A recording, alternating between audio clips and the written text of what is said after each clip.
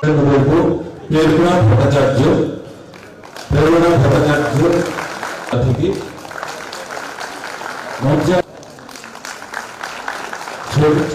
বিজয় রুদ্রপাল, পিতা নবীকুমার রুদ্রপাল, অস্নাতক শিক্ষক, ভর্তি অস্নাতক শিক্ষক। তারপর মঞ্চে আসার জন্য অনুরোধ করবো সুরজ দেবনাথ স্যার, আপনাকে এবার অনুরোধ করবো আজকের অনুষ্ঠানে।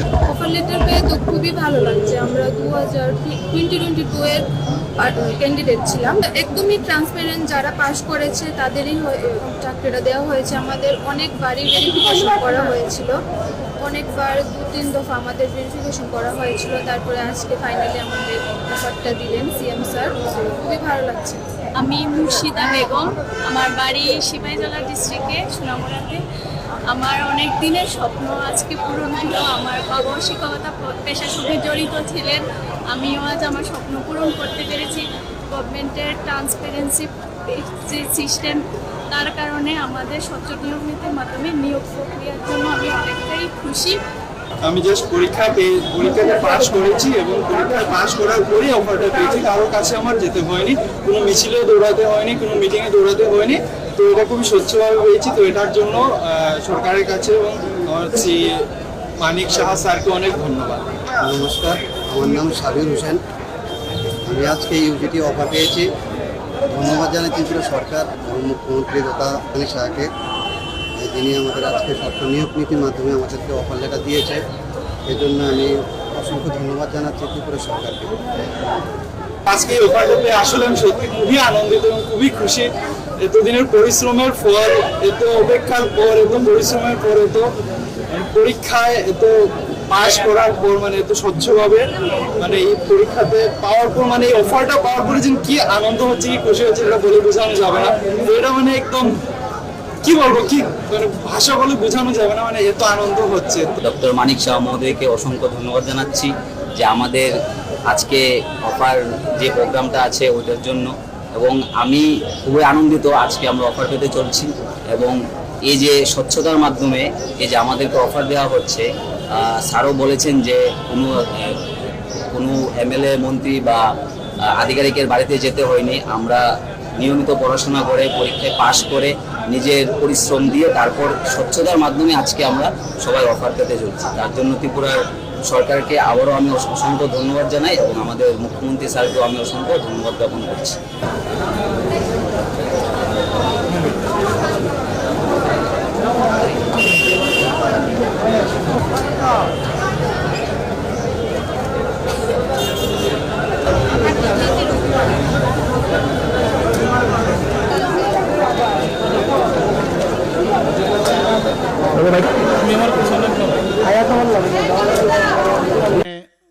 যারা এই পরীক্ষা নিয়েছেন, আমাদের সরকারের কেউ একজনও মানে ওনারা বলতে পারবেন না যে ওনাদের কাছে অ্যাপ্রোচ করে যে আমারই মুখ ক্যান্ডিডেট আছে, ওনাকে পাশ করাতে হবে। কোনো সুবিধে নেই, একদম পুরো ক্লিয়ার কাট ইনস্ট্রাকশন আছে যে স্বচ্ছতার সাথে পরীক্ষা হবে।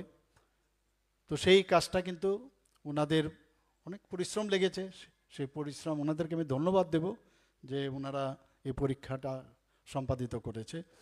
তো আজকে যারা নিয়োগপত্র গ্রহণ করছেন 228 জন, তাদেরকে আমি রাজ্য সরকারের পক্ষ থেকে আন্তরিক শুভেচ্ছা অভিনন্দন জানাচ্ছি। আপনাদের কর্মজীবন সুন্দর উজ্জ্বল হোক, এই প্রত্যাশা আমি রাখছি। গত 27শে এপ্রিল 2025 টেট 2 এর পরীক্ষা অনুষ্ঠিত হয়েছে, আপনারা জানেন। জানা গেছে, আমার কাছে যা খবর, যে খুব সম্ভব 4ই মে 2025 টেট 1 এর পরীক্ষা অনুষ্ঠিত হবে। আমরা এই সরকার আমরা চাই যে প্রশাসনের স্বচ্ছতার সাথে সাথে গতি যেন আরও বেশি করে আসে, এবং বিভিন্ন দপ্তরে, শুধু এডুকেশন ডিপার্টমেন্টে না, নতুন নতুন পদও আমরা সৃষ্টি করছি, এবং পুরনো পদগুলো যাতে ফিল আপ করা যায় তারও আমরা ব্যবস্থা আমরা করছি। আমাদের সরকার আসার পর আমরা স্বচ্ছ নিয়োগ নীতির উপর জোর দেওয়ার ফলে এখন পর্যন্ত মানে মার্চের 2025 পর্যন্ত ডাইন হার্নেস সহ মোট 17,554 জনকে সরকারি চাকরি প্রদান করা হয়েছে। গত 26 এপ্রিল রবীন্দ্র ভবনে আমি এই ডাইন ইন হার্নেসের যে সংখ্যাটা আমি বলিনি, যে কারণে একটা পত্রিকার মধ্যে এই বিষয়ে ওনারা জানতে চেয়েছিলেন যে কি করে উনি সংখ্যাটা মানে আগে একরকম বলেছেন এখন আরেক রকম বলছেন। তো সেই সংখ্যাটা আমি বলছিলাম এই কারণে, পরীক্ষার মাধ্যমে যারা যারা মানে নিয়োগপত্র পেয়েছেন সেই সংখ্যাটা বলেছি, কিন্তু ডাইন ইন হার্নেস যখন আমরা যুক্ত করেছি, যেহেতু এটা তো পরীক্ষা দিয়ে হয় না, সেটা নিয়ে আমাদের প্রায় 17,554 জন এই মার্চ পর্যন্ত। এখন থেকে যারা যারা এপ্রিলের পর থেকে সেইগুলো এখন যোগ হবে আগামী দিনে। তো সেইগুলো যখন যোগ হবে তখন আবার সংখ্যাটাও আস্তে আস্তে করে বাড়বে। শুধু তাই নয়, আমরা যাতে সরকারির যে প্রশাসন, সেই প্রশাসনেও যাতে কোনো সমস্যা না হয়, সেখানেও কন্ট্রাকচুয়াল এবং আউটসোর্সিংয়ের মাধ্যমেও আমরা কর্মচারী সেখানে নিয়োগ করছি। আমার কাছে প্রায়শ ফাইল আসে, বিধানসভায় মাঝে মাঝে প্রশ্ন করেন যে ডাইন হার্নেসের চাকরি কতটা হলো। তো আজকের এই সংখ্যা থেকে আপনারা নিশ্চয়ই বুঝে গেছেন যে ডাইন হার্নেসের আমরা কত সংখ্যায় এখন পর্যন্ত চাকরি দিচ্ছি। প্রায়শ ফাইল আসে, প্রতিদিনই এই ফাইল আমার সই করতে হয়। তো সেই ধারাও রয়েছে। আবার আরেক দিক দিয়ে যে পরীক্ষার মাধ্যমে বিভিন্ন, সেখানে টিপিএসসির মাধ্যমেই হোক, টেটের মাধ্যমেই হোক, মানে সমস্ত পরীক্ষার যে জেআরবিটির মাধ্যমেই হোক, আমরা সেইভাবে আমরা কাজ করছি। গত 19 এপ্রিল টিপিএসসির মাধ্যমে আমাদের স্মল সেভিংস যে ইন্সপেক্টর, সেখানেও আমরা সেই অফার আমরা বিতরণ করেছি। 26 এপ্রিল 2025 3টি দপ্তরে 479 জনকে অফার দেওয়া হয়।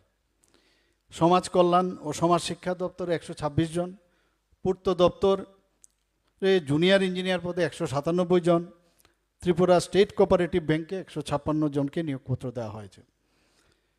তো আজ যে 30 এপ্রিল, সেখানে আরও 228 জন যে শিক্ষক, তাদেরকে নিয়োগপত্র দেওয়া হচ্ছে।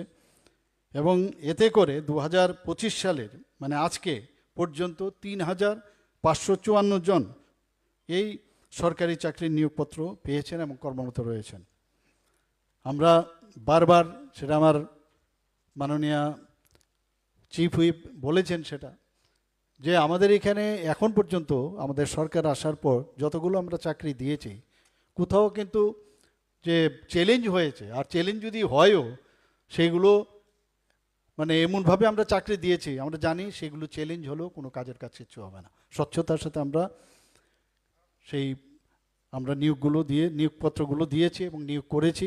সেই কারণেই অভিযোগ বা আইন আদালত এখন পর্যন্ত কিছুই করতে পারেনি। আমাদের যেটা কমিটমেন্ট, যে চাকরি প্রদান, পাশাপাশি শুধু চাকরি না, কর্মসংস্থানেরও বিষয়টা আমাদের মাথায় আছে। মাননীয় প্রধানমন্ত্রীজি বারবার বলছেন যে স্বচ্ছতা আমাদের কাছে ভেরি ইম্পর্ট্যান্ট।